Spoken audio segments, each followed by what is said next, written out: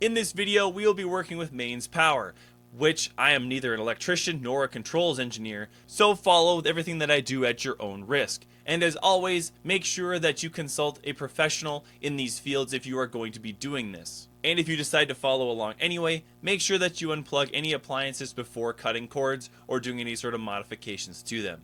Without further ado, let's get to the video.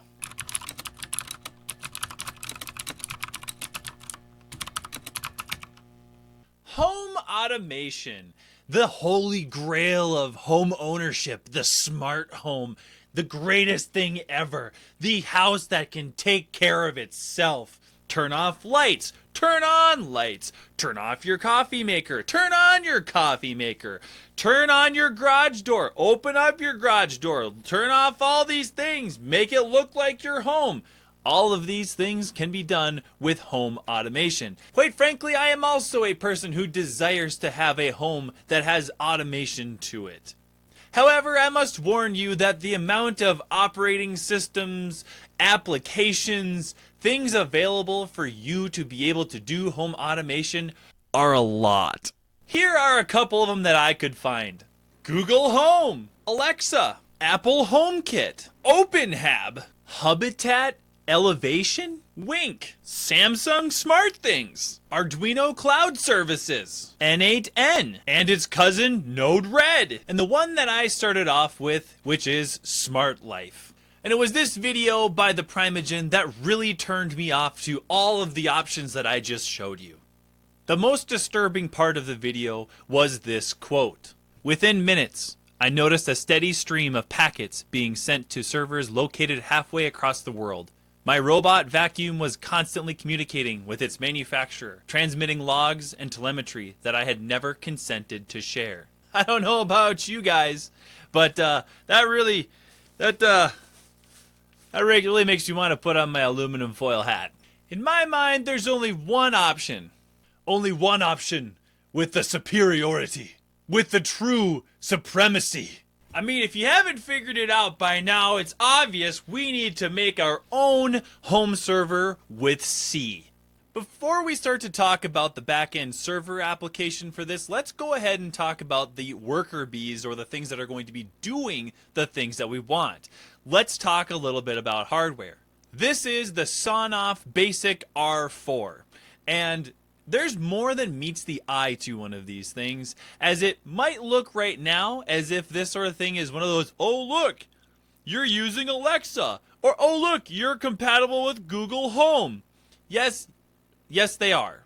And if you'd like to use them that way, go right ahead and be my guest. However, there's more under the hood than what you'd expect. Now, what makes the ESP32-C so powerful? Well, here's the thing. It has Bluetooth, it has Wi-Fi, it has the ability to control the onboard relay and the LED, while also being able to take in input from the push button that's on there. The other really cool part about it is that it has power right to it from the outlet. This is extremely unique in that we have exactly what we need to be able to turn on our coffee maker and our light, and to have it in a really cool tiny package. I mean, come on. The other thing that makes this an absolutely perfect piece of equipment for us is the inclusion of the RX and TX pins on the board itself. And as you can see right up about here, you can see that there are 4 holes where we can solder header pins to. And if you can solder header pins, you can program it.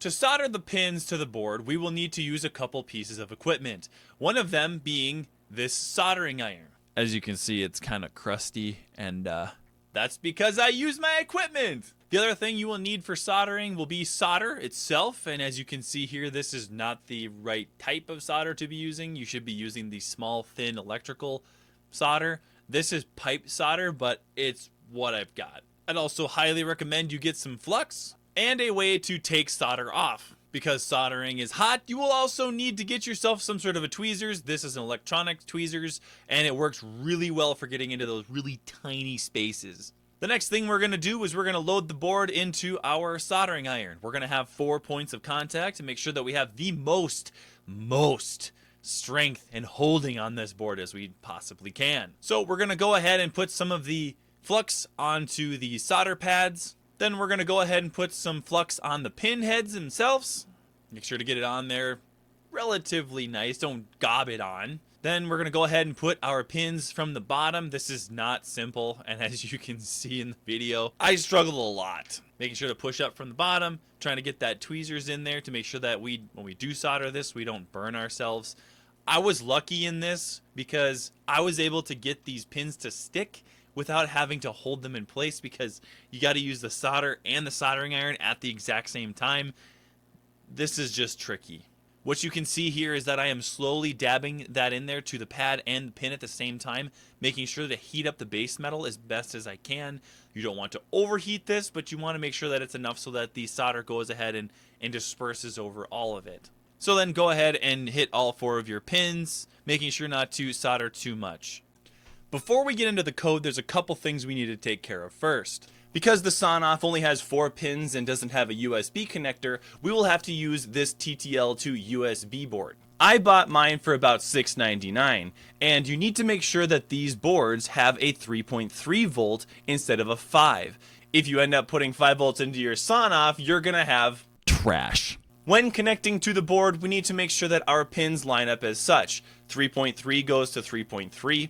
And RX goes to TX, and TX goes to RX, and then of course ground is to ground. The reason for this is that TX stands for transmit and RX stands for receive. Now, if you're transmitting to a transmit pin, that doesn't really work, and if you're both on receiving, that's not going to work either. So you have to have a transmit to a receiving pin. Before we start programming, we need to do a couple things to the Arduino IDE configuration. Under File, Preferences, you will find that there's this additional boards manager URLs. Hitting this button, we expand the URLs that are available to us, and as you can see here, I have this URL already loaded in here. Go right ahead and hit OK after pasting that in. Go ahead and hit OK again, and we are back into the Arduino IDE. The next step is to go over to this particular boards manager area. What we're going to do is we're going to type in ESP32. Hit enter. You will see this particular one that says ESP by Espressive Systems. What you will do is you will go ahead and hit install. Mine says update as I already have this one installed. And now finally we get to do some coding for once. Yes! I need to go ahead and format this the way that I like to format my sketches.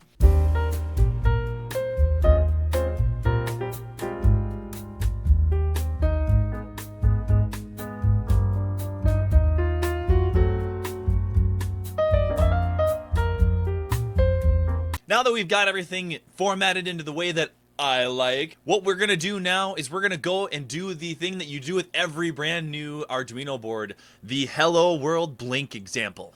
In the interest of time, I have already gone and created all the sketches for this video. If you'd like to see me do more of the struggle busing and all of the other things and see me type out the code, please leave your comment in the comment section down below. We are going to upload the blink without delay sketch. Now, I'm bypassing the blink with delay sketch because we've all seen it already. It's old. But the blink without delay actually offers some usage for us later on. So we're going to start off and include the arduino.h file.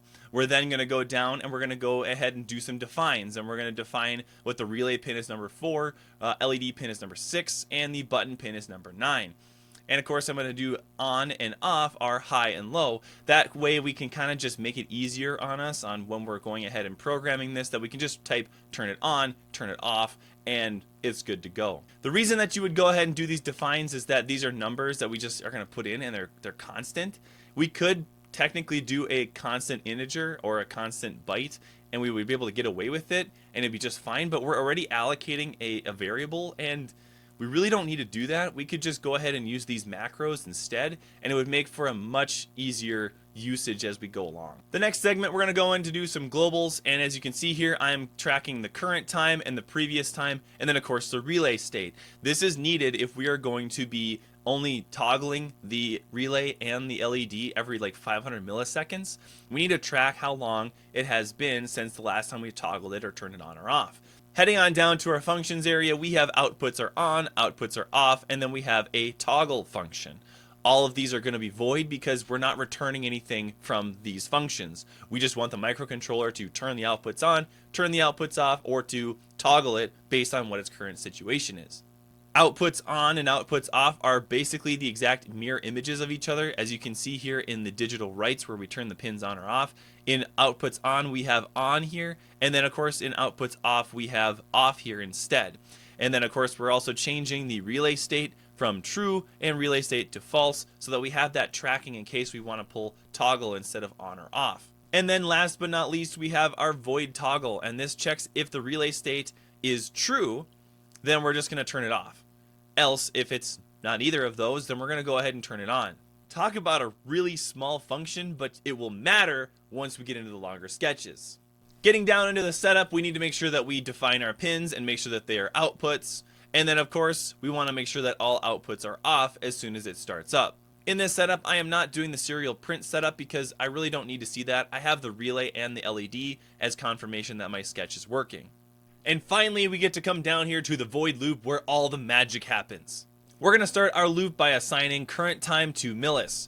Millis is an Arduino specific function that returns the amount of time in milliseconds since the SON-off started up. We are then going to check whether or not the current time minus the previous time is greater than 500 milliseconds. And if it is, then that means that we go ahead and run the toggle function, and then we assign the previous time to the current time. That way, when we come back through this and we look to check to see if the current time minus the previous time is bigger than 500 milliseconds, if it isn't, we don't toggle it. So in order to upload our sketch, we need to make sure that we unplug this and then hold down the button that's on there and then plug it back in. What this does is that puts the SON-off into a bootloader mode, and that allows us to upload a sketch onto it. Go ahead and click your upload and watch as the upload completes.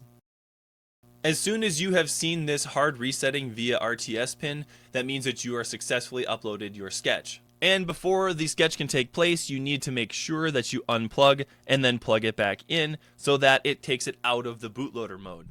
As you can see here, we have the LED blinking on and off every half a second, so that means we were successful. Yes, I know. We're sitting there going, oh yeah, way to go, you can turn your coffee maker on and off every half a second, or maybe you could turn on your light in your kitchen on and off every half a second. That's not usable. It's now time to step up our game and put in a button control with a debounce. We are going to use a lot of the elements that we had in the previous sketch, such as the includes, the defines, and then we're going to use a lot of the same global variables. However, this time we are going to add a debounce time, a debounce delay time, and of course we have the relay checker and the relay state. We have not changed our functions as they are the same ones that are going to toggle or turn on and off our outputs. Void setup stays mostly the same, except for now we need to include the use of the pin button, which is pin 9. We are going to go ahead and scoot down to our void loop section. We are going to start off our loop by assigning the integer reading to the digital input of the button pin. We are then going to compare to see if the reading is different than the last button state. And if it is, then the last debounce time will be equal to millis.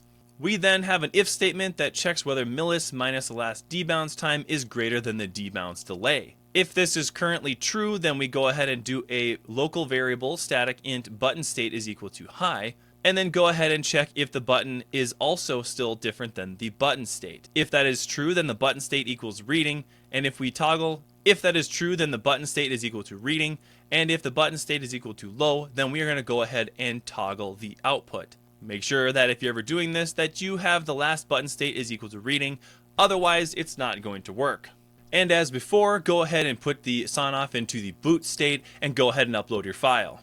And if we go ahead and test our sketch, we can see that after we touch the button, we can toggle the output on and off. So yes, this is a lot more useful than the previous sketch, which just turned on and off after 500 milliseconds. However, this is not good enough. We need to get this connected to Wi-Fi so that my backend server can control whether it turns on and off. Which takes us to our last sketch of the day, the Wi-Fi sketch. As you can see here in the include section, we are now including the Wi-Fi library. The defines will be remaining the same. You will notice that we have the SSID, which is going to be the Wi-Fi's name. And then of course we have the password for the Wi-Fi, and we are going to have our Wi-Fi server on port 80. Now, you need to make sure that you change these to your Wi-Fi because I'm not going to show you mine. As is with the previous debound sketch, we're going to keep those variables the same. Inside of function, we're going to keep the toggle outputs on and off. This is the same. We are then going to include two new functions, those being handle button and handle network. The void setup area has changed substantially. As you can see, there are several serial print areas in here. This is necessary so that it will print off the IP address that it will be assigned by the router. Otherwise, we're not going to be able to find where it is on the system. And with those two new functions, you can see that the void loop has shrunk substantially. Now you can go ahead and upload your sketch. Assuming everything has gone well, in the serial monitor you should see this, however, with your unique IP address. Because I'm on Linux, I'm going to go ahead and open up a terminal, and I'm going to type in the following. echo-n quotes 1 pipe NC, your particular IP address, followed by the port of 80.